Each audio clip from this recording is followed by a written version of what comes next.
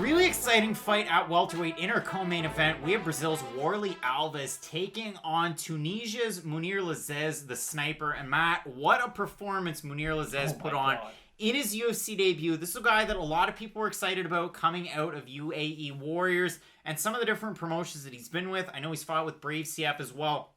But the win that he had, UAE Warriors 8, was the one when I went, holy smokes, this guy's really good. And listen, Sasha Palatnikov, I know I didn't pick you to beat Kosei. I know it didn't happen. He was in everybody's comment sections. I'm sure you're a great guy. And the DMs, but I was excited for the Lazzez fight because of Sasha Palatnikov, from following him, being the fighter from Hong Kong, the South China Morning Post, and all these connections in my head. I got to get them out.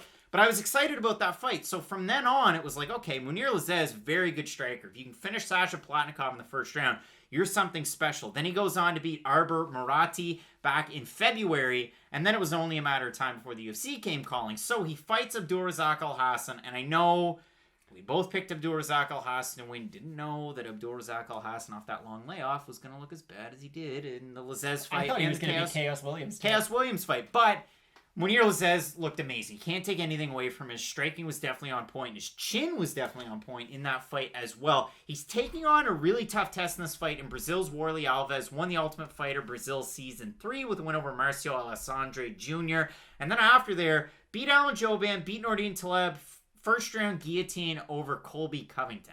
And I don't care what you think about Colby Covington, the person. Colby Covington, the fighter, pretty damn good. I mean, his last fight was for the title. And as controversial as the finish was, whatever. Colby Covington's a really good fighter. Warley Alves, Tyron Woodley for the crown of best rapper in the UFC. Warley Alves finished him. Then he went on to lose to Brian Barberena and Kamaru Usman. Then he beat Salim Touhari, who, yikes, that guy had a bad run in the UFC. He beat Sultan Aliyev. He loses to James Krause. Beat Sergio Moraes, the grappler. And then he loses to Rude Boy Randy Brown. The weird thing about Warley Alves is that the Warley that shows up in the Covington fight, the Warley that shows up in the Sergio Moraes fight, is usually different from the Warley that shows up in the James Krause fight or the Randy Brown fight. He's so hot and cold, and I know you might hear it on the broadcast because they've talked about it in the past, like his willingness to compete. I know that was the story going into the Barberena fight. He just didn't have it anymore. Like, he had all this success. He was 10-0. He won the Ultimate Fighter. Like, basically peaked with a win over Covington. Here's the thing. Not really. We're the ones who started this. Like, I think you have to give ourselves a little bit of credit for this. So he beats Covington. He has the 2 losses. And then we see a different version of Warley Alves when he comes back. And it's a story as old as time itself. A grappler takes time off and they fall in love with their hands. And he had taken about a year off between the Usman and the Touhari fight. And you did see when he came back, he wasn't just relying on the thing that got him to the dance, to quote the great Brendan Schaub. He was now relying on his striking. And yes, in those first 2 fights back, his striking did look really good. In the Elite fight, it did as well. But then he had fallen in love with that. The James Krause fight, I think, was a great example. Because even going into that fight, it was, okay, well, James Krause is a really good fighter. But if Warley Alves gets into the ground, like, Warley Alves is going to mess him up. And they never really went for the takedown attempt. He did a few times. Krause was able to defend. And for as long as Krause was able to keep the fight on the feet, he was just lighting Warley Alves on fire. And I think that was starting to see the pattern. Or if that had not happened to him in that fight, I think we were just going to keep on seeing that. We're going to see Warley go out there with primary strikers who at least have somewhat average takedown defense, be able to prevent the takedown, really beat him up on the feet. Now, luckily for him, James Krause should have taught him that lesson, really. Then he fights Sergio Moraes, who is in that same kind of Warley Alves category. They're heavy-handed if they do catch you with a big shot, but their bread and butter is the ground game. And Warley Alves went out there and he just struck with Moraes. Now, again, you can't look a lot into that because maybe he knew how good the ground game of Moraes is. Maybe he thought, okay, for as good as my grappling is, not a guy who I want to mess with. That's no big deal. They go out, they have a great fight.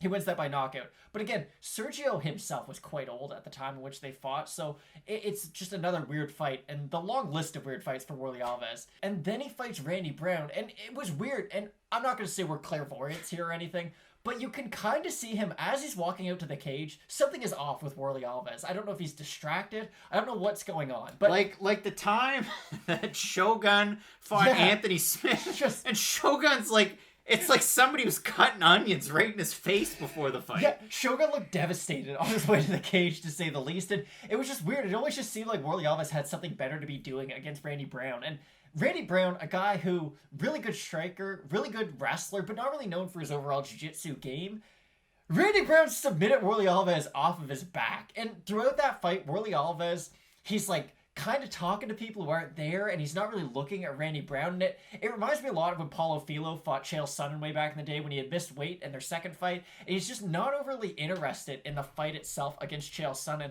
That's exactly what that Randy Brown performance reminded me of. Like, it was such a case where I think I texted you at the time, and I was like, I don't think we're ever going to see Warlley Alves fight. Like, it was one of those performances where you look at him and you're like, okay, either something is seriously wrong going on with this guy, or he's just that overmatched at this stage of his career.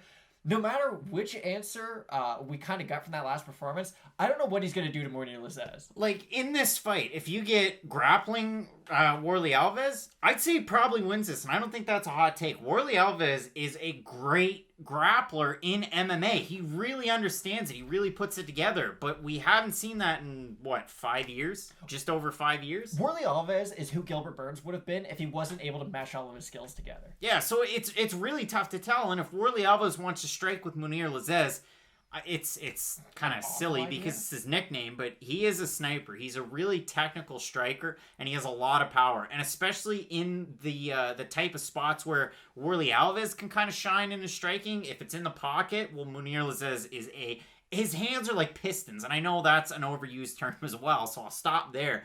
But he really just throws his punches out there so quick, so much accuracy, a nice low kick. Munir Lazzez could very well piece up Warlley Alves on the feet. And if you look at the one loss, decision loss to Eldar Eldarov, I mean, that's going to happen too. You look at some of the wins, decent competition on the regional scene. But again, the win over Platnikov where you finish him early, the win over Abdulrazak Al-Hassan where you put on a great performance. And in that one fight of the night, for Warlley Alves, he won a performance of the night against Sergio Moraes, and then he had a performance of the night one against him for Randy Brown. This matchup was originally supposed to be Warlley Alves and Christian Aguilera.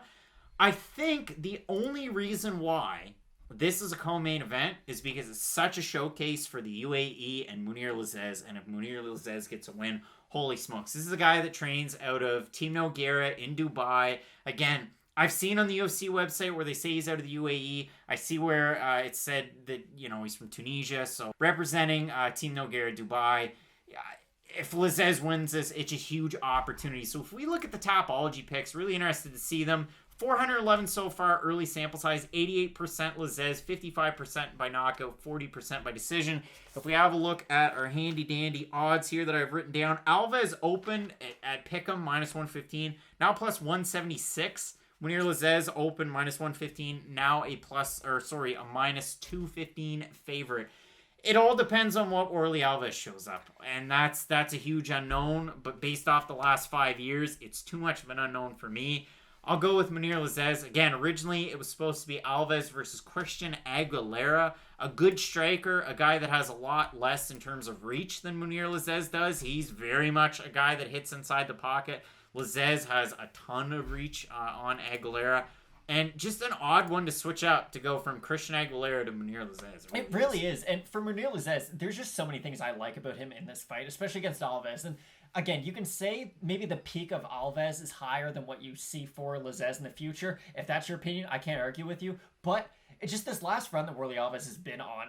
You never know what you're going to get. And we know that the worst version of Warlley Alves is terrible. Even though the best version of Warlley Alves might be able to beat Munir Lazzez, the best version might be able to beat him. So it just kind of goes down from there. I like Lazzez, really no matter where this fight takes place, especially on the feet, of course. I like him from the outside. I like his power on the inside. I'll even say Lazzez inside the distance. Matt, really looking forward to this fight. We both have Munir Lazzez to get the win. Let us know down below in the comment section who you're going with if you're playing at home. And keep it locked in because in our main event, we have a great fight between Neil Magny and Michael Chiesa at the top of the welterweight division. So as we always say, Matt, Fight Night picks. Let's get into it.